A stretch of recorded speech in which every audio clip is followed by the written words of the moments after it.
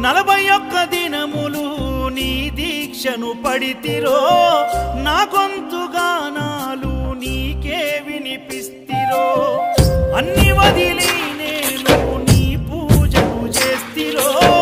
నన్ను నేను మరచి నీ సేవలో ఉంటిరో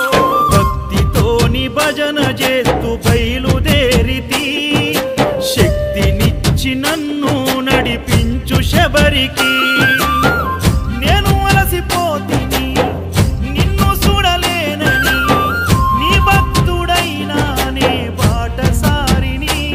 క్షణముండలేను తండ్రి నేను తల్లడిల్లిపోతి ఈ పాదయాత్రలో నీ దరి కాననైతిని